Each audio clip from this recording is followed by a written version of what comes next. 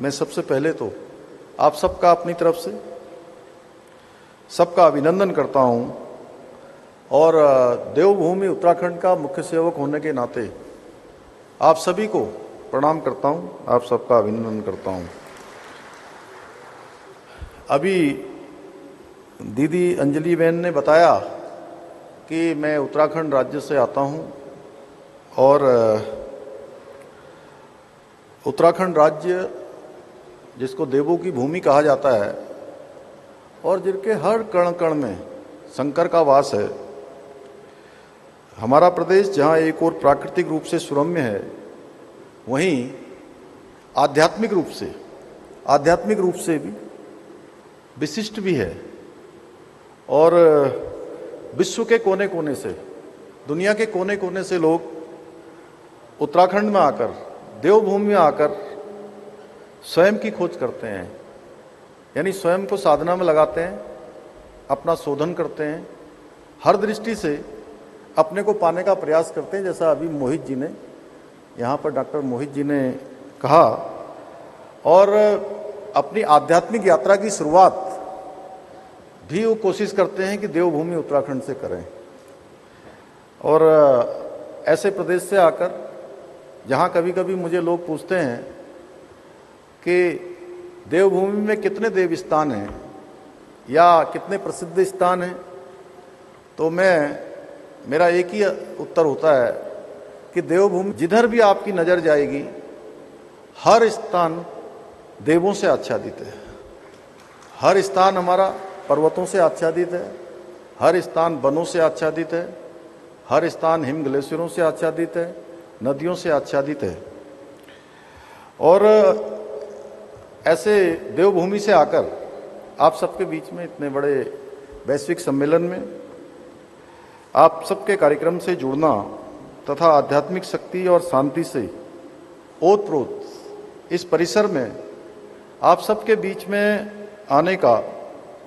शुभ अवसर जो प्राप्त हुआ, ये मेरे लिए भी और यहाँ आए हुए सभी के लिए एक सौभाग्य की बात है। और मैं बहुत सालों से प्रजापिता ब्रह्म कुमारी इनके संस्थानों में मैं जाता रहा हूँ, लगभग 15-16 साल से मैं जा रहा हूँ, और बहुत सालों से एक सामान्य कार्यकर्ता के रूप में भी, एक विधानसभा के सदस्य के रूप में भी, और अब उत्तराखंड राज्य के मुख्य सेवक के रूप में भी। बहुत बार मुझे संस्थान के लोग मुझे कहते थे कि आप माउंट आबू आइए और वहाँ पर बहुत दिव्य हमारा संस्थान है,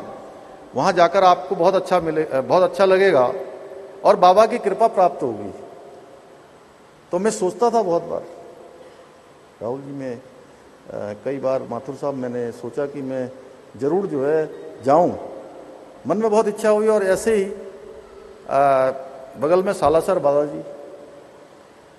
वहाँ भी बहुत सारे हमारे मित्रगण कहते थे कि आपको आना चाहिए, एक बार दर्शन करने चाहिए। और मन में इच्छा भी थी, रवि भाई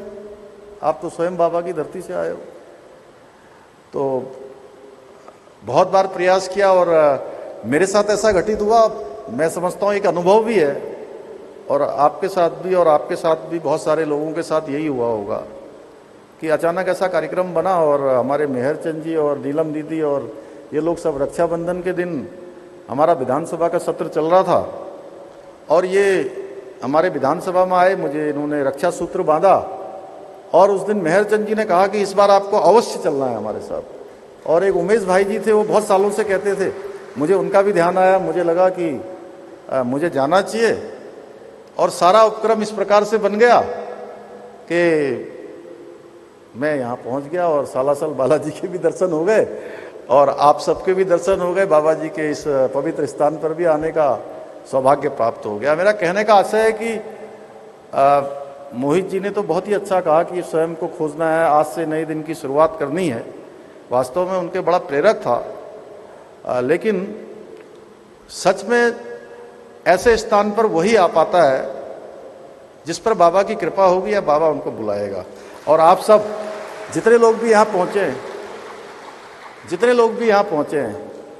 उन सब पर बाबा की कृपा है, इसीलिए सब लोग यहाँ पहुँचे हैं। और मैं कल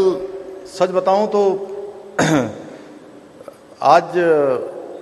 मैं भी इस स्थान पर कोई बहुत ऑरेटर बन के या भाषण देने के लिए नहीं आया हूं।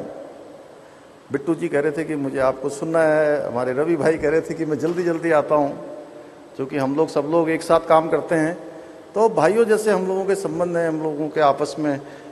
इस प्रकार के रिश्ते हैं। तो मैं सच बताऊं तो आप लोगों के बीच में मैं भी आज एक जिज्ञासु बनकर आया हूं,